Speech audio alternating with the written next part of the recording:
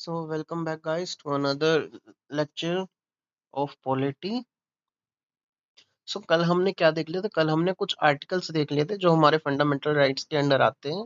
तो 14 15 16 हमने देख लिए थे। आज हम आर्टिकल 17 से शुरू कर रहे हैं। तो आर्टिकल 17 है हमारा abolish untouchability in all it's form. सबसे पहले हमें ये देखना पड़ेगा कि भी अनटचेबिलिटी क्या होती क्या है। तो इसमें अनटचेबिलिटी प्रॉपरली किसी लॉ में तो डिफाइन नहीं की गई है हमारे पास, not even in SC ST Act, but Supreme Court ने अनटचेबिलिटी को डिफाइन करने की ट्राई किया है। The social practice where a person only on the basis of his birth in particular caste is looked down upon the discriminated ground. तो Supreme Court क्या कहना चाह रहा है कि भी अगर एक पर्सन ने किसी पर्टिकुलर कास्ट में बर्थ लिया हो, मतलब किसी कास्ट में जन्म लिया हो, और उस वजह से उसे थोड़ा मतलब नीचा दिखाया जा रहा हो, तो वहां पे अनटचेबिलिटी होगा। लेकिन फर्दर सुप्रीम कोर्ट ने डेफिनेशन एक्सपेंड करी और डिक्लेयर किया the any practice in which an individual और a group is consider polluted and और impure and discriminated will also amount the practice of untouchability. यानी कि अगर किसी और पर्टिकुलरली मतलब कोई भी ग्रुप या इंडिविजुअल को पोल्यूटेड कंसिडर करा जाता है, इम्प्योर कंसिडर किया जाता है, और उस बेसिस पे उसे डिस्क्रिमिनेशन झेलना पड़ता है, तो वो भी प्रैक्टिस है जो अनटचेबिलिटी में होएगी। तो जो हमारा इसमें ये कॉन्स्टिट्यूशन है, वो अनटचेबिलिटी को बिल्कुल ही अबॉलिश करता है इन ऑल फॉर्म, और ये एक पनिशेबल ऑफेंस है under different acts, under different laws. अब आर्टिकल 18 हमारे पास क्या है? Deals with the abolition of titles. देखो अर्लियर क्या होता था, जैसे प्री इंडिपेंडेंस एरा में क्या था कि हर राजा महाराजा के पास अपने लाइक, अगर आप किसी राजा महाराजा का नाम लेते थे तो उसके आगे राजा धीराज या महाराजा जी, ये सब टाइटल्स लगाए जाते थे। और जो ब्रिटिशर्स थे, इन्होंने भी काफी सारे टाइटल्स दिए हुए थे। जैसे इनके पास लॉर्ड का टाइटल था, सर का टाइटल था, नाइटहुड का टाइटल था, काफी सारे टाइटल्स थे। तो कॉन्स्टिट्यूशन ने क्या किया, ऐसे सारे हर तरह के आर्बिट्री टाइटल्स को अबॉलिश कर दिया।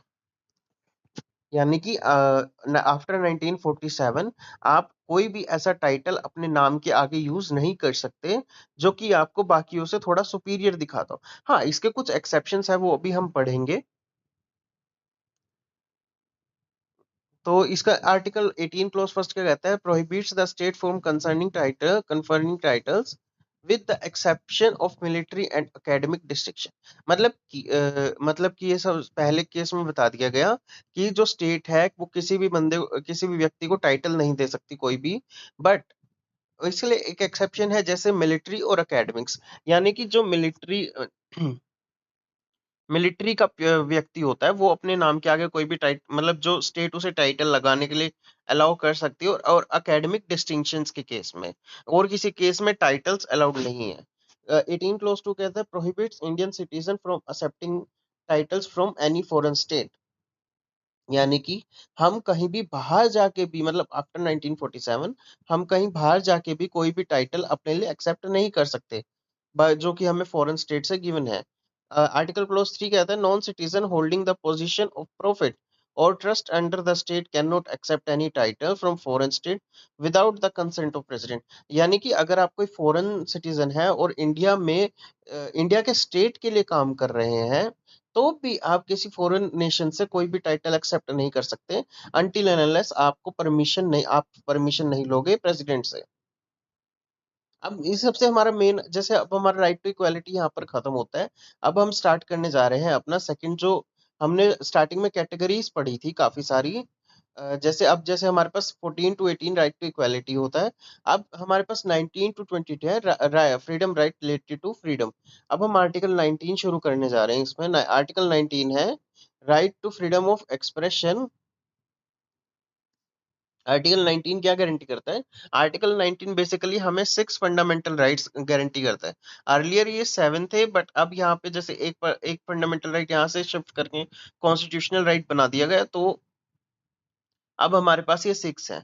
अब जैसे आर्टिकल 19 क्लोज 1 है और उसका सब क्लोज ए है, वो हमें क्या देता है? सबसे पहला ही फ्रीडम राइट है स्पीच एंड एक्सप्रेशन।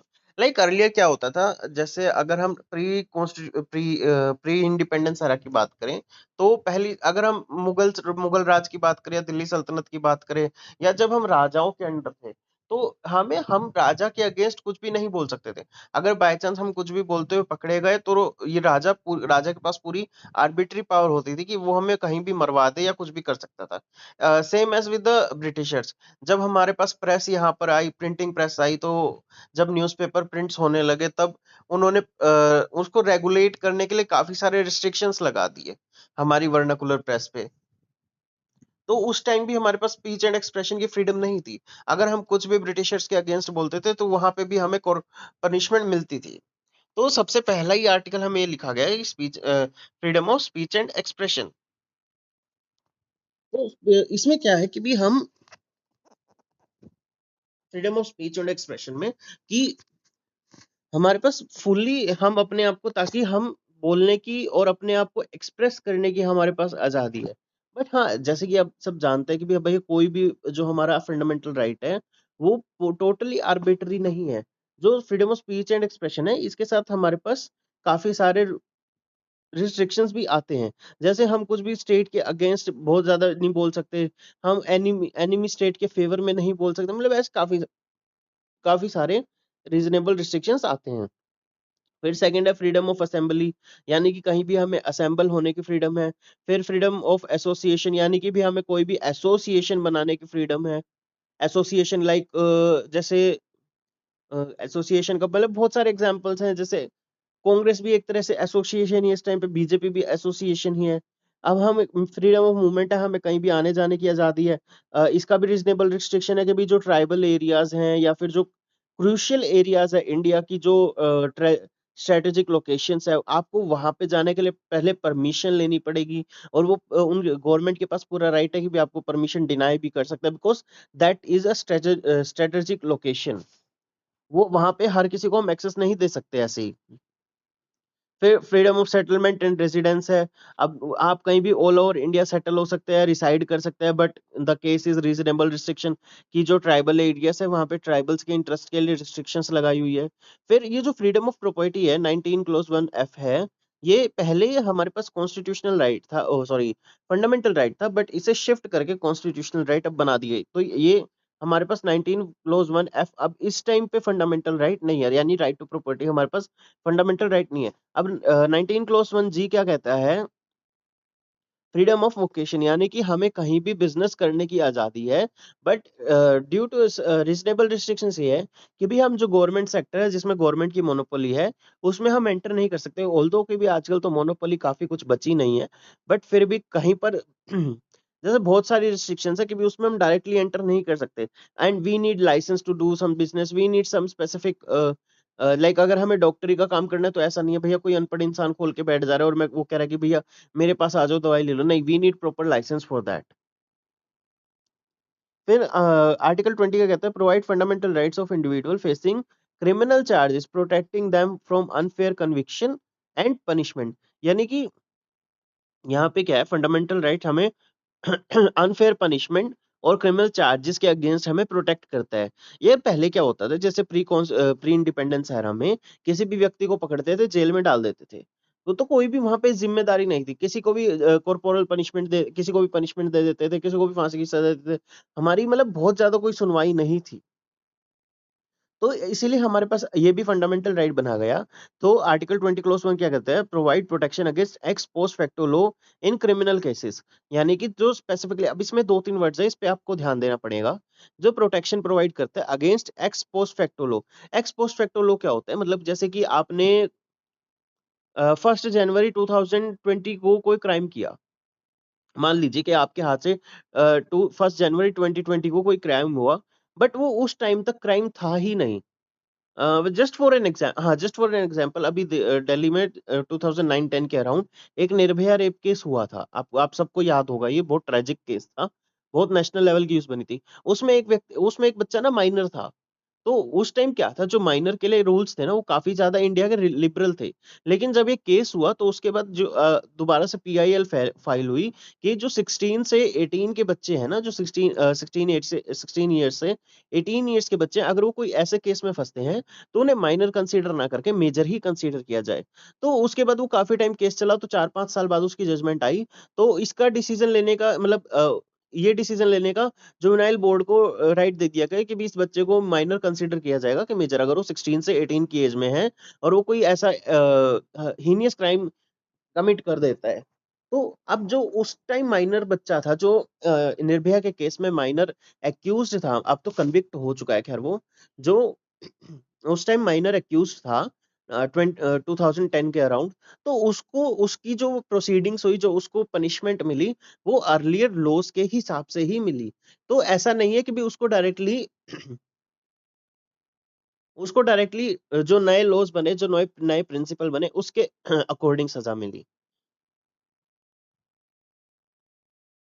अब सिमिलरली इसमें एक और केस आता है कि भी हम कब से कैसे डिसाइड करेंगे, क्या ये जो पोस्ट फैक्टो लॉ है, हम ये तब डिसाइड करेंगे जब ये क्रिमिनल क्राइम कमिट हो, जब ये क्राइम डिसाइड होके पर्सन कन्विक्ट हो गया, क्या उस डेट से डिसाइड होगा, या जब क्राइम रिपोर्ट हुआ उस डेट से डिसाइड होगा, या जब एफआईआर लिखी गई, क्योंकि देखो डेट्स काफी अलग अलग हो सकती है कि भी एक दिन क्राइम कमिट होता है, अगले दिन क्राइम रिपोर्ट होता है, फिर उसके बाद एफआईआर लिखी जाती है, फिर पर्सन अरेस्ट होता है, फिर अरेस्ट के बाद उसकी मजिस्ट्रेट के सामने पेशी होती है। हम किस डेट से डिसाइड करेंगे भी यहाँ से एक्स पोस्ट फैक्टो लगेगा? तो इसका सिंपल सा आंसर है, जिस दिन क्राइम कमिट हुआ उस दिन के बाद से। यानी कि अगर 1 जनवरी को कोई क्राइम क्राइम नहीं था और 2 जनवरी को वो क्राइम बन गया, तो जो 1 जनवरी जो क्राइम कमिट हुआ वो डेट हम कंसीडर करेंगे एक्स पोस्ट फैक्टो लॉ में। यानी कि जो अगर किसी व्यक्ति ने 1 जनवरी को एक ऑफेंस कमिट कर दिया, लेकिन अब वो ऑफेंस उस टाइम तक था ही नहीं, यानी वो सिविल में आता था बट क्रिमिनल ऑफेंस वो उस टाइम तक था ही नहीं, तो वो क्रिमिनल ऑफेंस कंसीडर नहीं होगा। फिर आता है सेकंड 20 क्लोज 2 क्या कहता है, protect individual from double jeopardy, यानी कि हमें डबल पनिशमेंट से बचाता है। यानी कि किसी भी अगर एक एक व्यक्ति ने एक पर्टिकुलर स्टेट में जाकर, यानी कि देखो हरियाणा पंजाब दो अलग अलग स्टेट्स हैं, अगर एक व्यक्ति ने पंजाब में जाके मर्डर कर दिया, तो उसको ऐसा नहीं है कि पहले पंजाब पनिशमेंट देगा फिर हरियाणा में आके वो हरियाणा में पनिशमेंट में नहीं, उसको कंबाइन एक पनिशमेंट दिया जाएगा, यानी एक क्राइम के लिए सिर्फ सिंगल पनिशमेंट ही होगा, उसके लिए उसे बार बार पनिशमेंट नहीं मिलेगा। और 20 क्लोज 3 क्या कहता है, protect individual accused of an offence from being compelled to witness by being against themselves. यानी कि इसमें ये जो सेल्फ क्लेम यानी कि कन्फेशन से हमें बचाता है। यानी कि अगर आपने कुछ कन्फेस भी कर दिया ना, तो वो कोर्ट में एडमिसिबल नहीं होगा। वो आप you have all right to remain silent at the time of police police investigation. यानी कि जैसे अब कई बार क्या होता है, जैसे हाँ, जब जो अपराधी है वो पुलिस के सामने पेशी होती, मतलब मजिस्ट्रेट के सामने उसकी पेशी होती है, तो मजिस्ट्रेट क्या कहता है, उसे 15 दिन की रिमांड पे भेज देता है पुलिस के पास। कोई 20 दिन की रिमांड देते हैं, कोई 21 दिन की रिमांड देते हैं। तो ड्यूरिंग दैट टाइम क्या होता है, रिमांड के टाइम में पुलिस के पास टाइम होता है कि वो उस पर्टिकुलर केस में इन्वेस्टिगेट करके जो एक्यूज्ड है उसका कन्फेशन ला सके।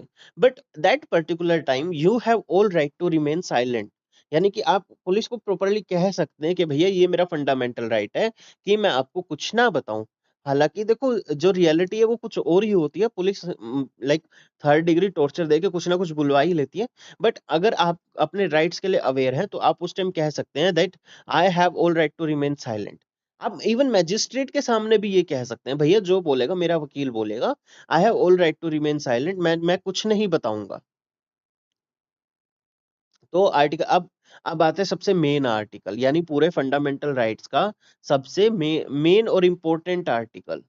अब एक बात देखो, आपने एक बात नोटिस करी करी होगी कि सबसे पहले हमने राइट टू इक्वालिटी रखा। राइट टू इक्वालिटी में इक्वल प्रोटेक्शन ऑफ लॉज थे, या जो भी था इक्वालिटी ऑफ रूल था।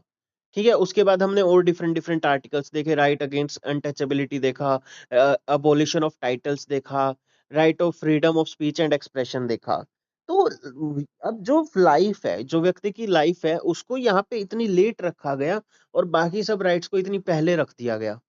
तो आप सिचुएशन इमेजिन कर सकते हैं कि जो 1947 से कैसी सिचुएशन रही होगी, अ, जब व्यक्ति को बोलने ही नहीं दिया जा रहा था, जब व्यक्ति को एक्सप्रेस करने ही नहीं दिया जा रहा था, कोई इक्वालिटी नहीं थी। यानी कि ये सब चीजें लाइफ से भी ऊपर थी। यानी कि लाइफ उस टाइम इतनी मिजरेबल थी लोगों की कि जो बी आर अम्बेडकर थे उन्होंने ये सब चीजें पहले रखी बजाय की राइट टू लाइफ। तो अब आर्टिकल 21 क्या कहता है हमारे पास, ensure no person shall be deprived of their life और personal liberty except according to procedure establish by law. अब देखो इसमें क्या चीज होती है, इसमें दो तीन चीजें हमारे पास सामने आती है। देखो ये चीज तो हम सब जानते हैं, ensures that no person shall deprived of life and personal liberty. अब लाइफ तो देखो आप सबको पता है कि भी जो हम जी रहे हैं, जैसे मैं बोल रहा हूँ तो ये लाइफ है, ये मतलब हम चल फिर पा रहे हैं, ये लाइफ है, ये हमारी लाइफ है। But what is liberty? Liberty is anything like right to speech and expression भी आपकी लिबर्टी है। मतलब काफी सारी, अब जैसे आर्टिकल 21 है ना, ये कोई इसका जो एम्बिट है ना, ये सुप्रीम कोर्ट ने काफी वाइड कर दिया गया है। अब अगर इसके अंदर कोई क्वेश्चन आ जाए ना, इस particular thing is consider under under article 21, तो 90% चांस है कि भी अगर आप उसे यस टिक करोगे तो आपका आंसर ठीक हो जाएगा। जैसे राइट टू प्राइवेसी है, वो भी आर्टिकल 21 के अंडर आता है। राइट टू मैरिज है, वो भी आर्टिकल 21 के अंडर। मतलब काफी सारे राइट, इतना एम्बिट इसका वाइड कर दिया गया है बिकॉज आप इस चीज को याद भी नहीं रख सकते। तो अगर कोई भी स्टेटमेंट आती है और आपको लग रहा है, आपको अगर चांसेस 25 से 30% भी लग रहा है कि भी हाँ ये हो सकता है, तो आप उस स्टेटमेंट के साथ जा सकते हैं बिकॉज आर्टिकल 21 का एम्बिट है वो बहुत वाइड है। तो अब क्वेश्चन आता है, तो अब आता है मेन चीज, procedure procedure establish by law. अब प्रोसीजर इस्टेब्लिश बाय लॉ में क्या देखा जाएगा, यानी प्रोसीजर इस्टेब्लिश बाय लॉ है क्या? सबसे पहले यही समझते हैं, प्रोसीजर इस्टेब्लिश बाय लॉ है लेकिन एक पर्टिकुलर थिंग, यानी कि एक पर्टिकुलर प्रोसीजर। जैसे अगर आपसे मर्डर हो जाता है, मान लीजिए एक व्यक्ति है, उसका मर्डर हो गया, तो सबसे पहले कोर्ट देखेगी, कोर्ट क्या देखेगी, क्या इसके रिगार्डिंग कोई प्रोसीजर है हमारे पास। यानी कि सीआर जो अर्लियर सीआरपीसी था, इस टाइम पता नहीं क्या, लाइक भारतीय न्याय संहिता, मतलब भारतीय दंड संहिता, नया जो लॉ आया बीएनएस है, एक बीएनएस है और एक मतलब एक जो नया लॉ आया पर्टिकुलरली, अब वो चलेगा, पहले सीआरपीसी था। क्या उसके अंडर कोई मर्डर के लिए हमारे पास सेट प्रोसीजर है कि हमें कैसे कैसे केस प्रोसीडिंग्स आगे बढ़ानी है? तो उसमें अगर वो फॉलो हो चुका है और वो पर्सन कन्विक्ट हो चुका है उसके अंडर, तो वो ओके हो जाता था, मतलब ठीक है।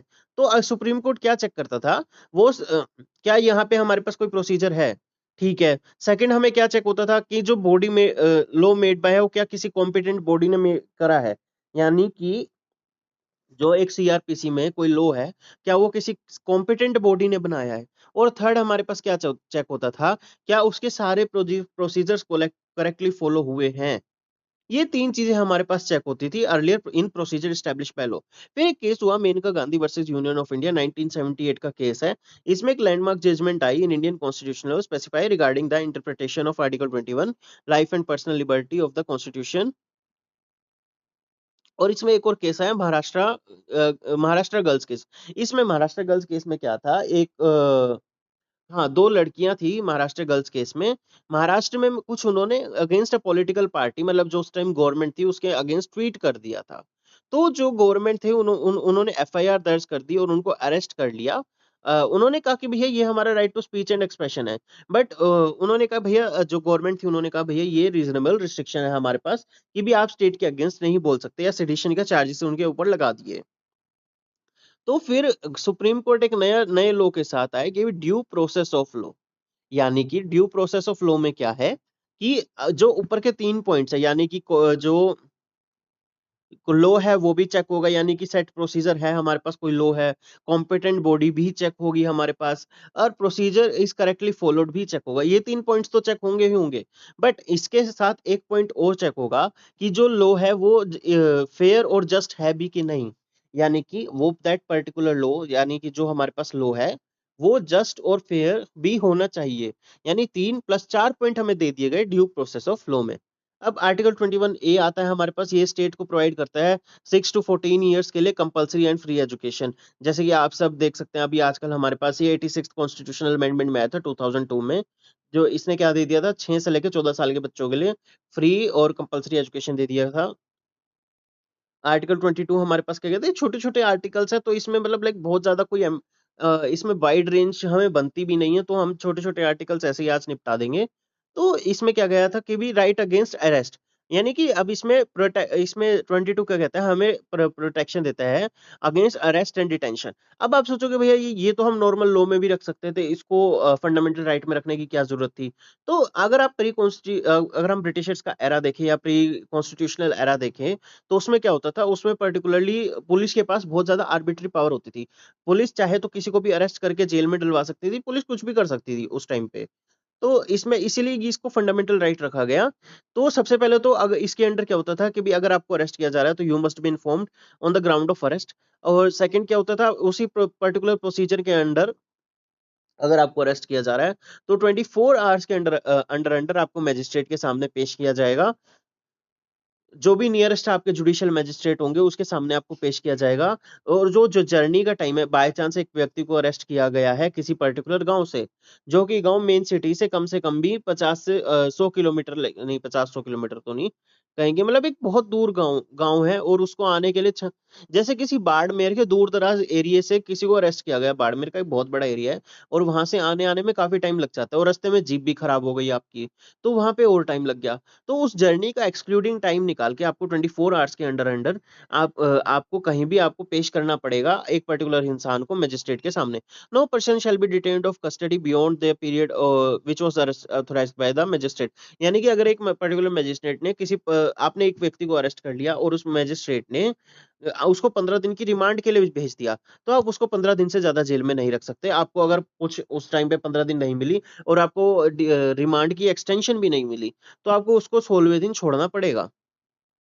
अब ये इसके लिए एक एक्सेप्शन है, ये एनिमी एलियन यानी किसी भी जैसे पाकिस्तान से कोई व्यक्ति आ रहा है, ये उसके लिए नहीं है। पर्सन और जो प्रिवेंटिव डिटेंशन में अरेस्ट हुए हैं, ये उनके लिए भी नहीं है। यानी कि इसको दो दो पर्सन्स को एक्सक्लूड कर दिया गया। एक तो एनिमी एलियन, हमारा एनिमी एलियन कौन है, जो पाकिस्तान से व्यक्ति आ रहा है, या कोई भी ऐसा स्पाई पकड़ा जाता है किसी भी फॉरेन नेशंस का, तो वो हमारे लिए एनिमी एलियन में आता है। और सेकेंडली अगर हमें प्रिवेंटिव डिटेंशन में अरेस्ट किया गया, प्रिवेंटिव डिटेंशन भी हम आने वाले टाइम में पढ़ेंगे कि क्या होता है। प्रिवेंटिव डिटेंशन पर्टिकुलरली क्या होता है कि भी पुलिस को या गवर्नमेंट को ये थ्रेट हो जाता है कि भी आप सोसाइटी में रह के सोसाइटी को कोई हार्म पहुंचा सकते हैं। यानी कि जब आर्टिकल 370 जब हटाया गया था गवर्नमेंट ने, तो कश्मीर में सबको, जितने भी बड़े बड़े नेता थे या छोटे बड़े सब नेता थे, सबको प्रिवेंटिव डिटेंशन कर दिया गया था, सबको हाउस अरेस्ट पे डाल दिया था। तो उस टाइम पे भी आपको ये डिनाई कर सकते हैं कि आपको, मतलब जैसे ग्राउंड ऑफ अरेस्ट या मजिस्ट्रेट वाली पावर आपको डिनाई कर सकते हैं। Thank you for watching, please do share, subscribe and like, and do hit the like bell icon, and please share, and please do comment. Thank you so much.